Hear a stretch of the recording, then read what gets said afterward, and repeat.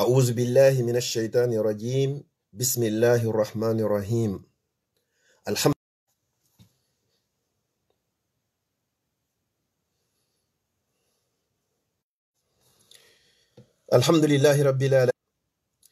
الحمد لله رب العالمين ثم الصلاة والسلام على من لا نبي بعده. أما بعد، السلام عليكم ورحمة الله وبركاته.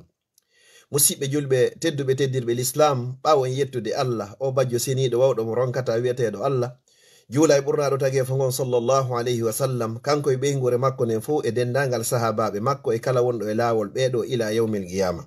haray musidɗo moɗon on ka dina e ka ennan Abdallah Diallo Bruxelles salmini on salminago l'islam, salminago yimɓe aljanna ka aljanna. Mi toriki Allah subhanahu wa ta'ala yo Allah waɗan on fop moɗon jeyaɓe yimɓe aljanna. haray yewtere meɗen nden ɗo wona juutayde ko lande den ɗuuɗi moƴƴa non, torotoɓe du'awuji ɗin ɗuuɗi moƴƴa non, fiigo tawata hino maapini hande fou mawɓe fayɓe ɓen, ka neniraɓe e ka baabiraɓe. kala nodduɗo haray meɗen tori du'a fi fayɓe ɓen, siko nenirawo meɗen tori du'a fi fayɓe ɓen, siko baabirawo meɗen tori du'a fi fayɓe ɓen. fou fewnɗo ko ɗum ɓuri e maapade. Allah mi torikema ɓay ko a woni fewnowo, fewnan men zurriyaji amen ɗin e hoore laawol l'islam, fewna kala ɓiɗɗo julɗo ɓoyliɗo, kala ɓiɗɗo julɗo fewuɗo. Allah mi torike mata bintimmo. joni noon nelaɗo sallallahu alaihi wasallam ɓe maaki la yu'minu ahadukum hatta yuhibba li akhihi ma yuhibbu li nafsi. wo goto e moɗon gomɗinta gomɗinal sellungal timmungal ha tuma nde o yiɗani musidɓe makko ɓen konko o yiɗani hoore makko. goto e karamoko ɓen ɓe yinni du'a on ko immorde e nelaɗo sallallahu alayhi wa sallam. himo hewuno tororanade ɓiɓɓe makko ɓen o du'a ɗo. Allah waɗi ɗum ɗon sabu ko fewni ɓiɓɓe makko ɓen. ala ko wawi ruttude kodduriye ko ɓurete kon du'a. toragol Allah ɗum ko dewal. nelaɗo sallallahu alayhi wa sallam maki addu'a'u huwal ibada. toragol ko ɗum tigi woni dewal ngal. Allah dalika deftere makko wa qala rabbukum ud'uni astajibu lakum. jomi mon daali torelam min mi jaabinanay on.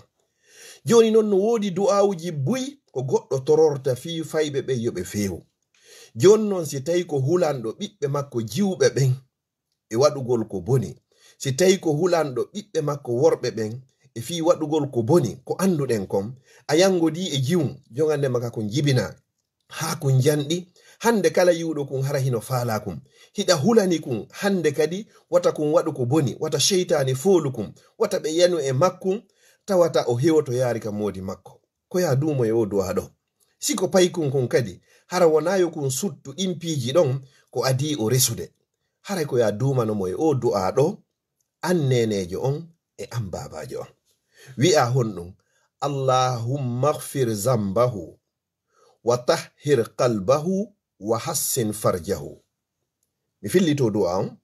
Allahumma ighfir zambahu wa tahhir qalbahu wa hassin farjahu. ko ni o jangirte si tawi harako gorko. si tawi non harako jiwo, Allahumma ighfir zambaha wa tahhir qalbaha wa hassin farjaha. ɗo si tawi hara ko jiwo ko ni jangirte. si tawi non hara ko ɓe buyi jogiɗa hiɗa faalaɓe toranade ɓe fuu nde wotere, Allahumma ighfir zambahum wa tahhir qulubahum wa hassin furujahum. haray ko ɗiɗo méthode ji tati woni ko woodi. ɗum no ka bange conjugation. jon non ko honno mi fillito, siko payi ko gotum hulanɗa ko hen fof no feewi, kono yo on tigi hawtindir fuu toro. Allahumma ighfir zambahu. Allah mi torikema yaafo bakkatu makko. wa tahhir qalbahu. Allah mi torikema laɓɓin ɓernde makko nen immorde kala piiji bonɗi. wa hassin farjahu. Allah mi torikema rena nan kadi ko ɗum woni farju makko on, awra makko on. si tawi ko gorko ko hu, si tawi ko debbo ko ha, si tawi ko ɓeɓe buyi ko hum. ɗum ɗo ko fi musidɓe meɗen go'o. hiɗen andi buyi hino andi ɗum ɗon inchallah ko fi senninirgol. joni noon siɗa jogi jogande ma tato ha nawri yeeso, worɓe e rewɓe ko ni waɗirta. Allahumma ighfir zambahum wa tahhir qulubahum wa hassin furujahum.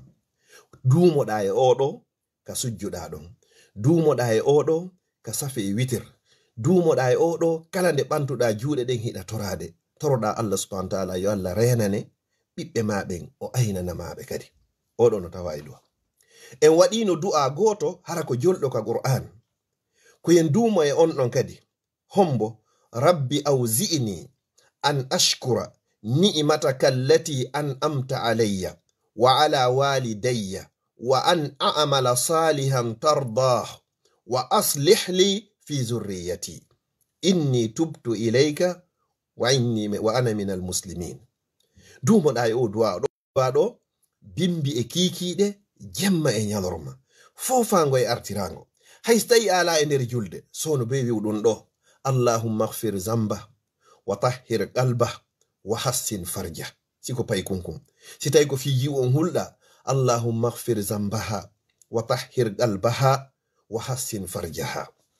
No wodi du'a kadi haystayi hara hiɓe feewi hiɓe tabiti ko dumatoɗa e muɗum sono be sono kala nde handituɗa allahumma habbibi ilayhimul iman wa zayyinhu fi qulubihim wa karrihi ilayhimul kufra wal fusuqa wal isyan allahumma ij'alhum minar rashidin allahumma ij'alhum minar rashidin. Dumuɗa e ɗum ɗo annenejo on e babajo on du'a on wata on yawito mawɓe maka e du'a e sadaka na nyande itta ne jaboto hebbina kadi waɗangol ɓe moƴƴere ko ɗum woni ittugol sadaka toroɗa Allah subhanahu wa ta'ala yo Allah on fewnani annabi Ibrahima torino Allah ko moƴƴe o tori Allah yo Allah fewnamo ɓiɓɓe makko on o wi hon rabbana waj'alna muslimayni laka wa min zurriyatina ummatan muslimatan laka wa arina manasikana wa tub alayna innaka antat tawwabur rahim.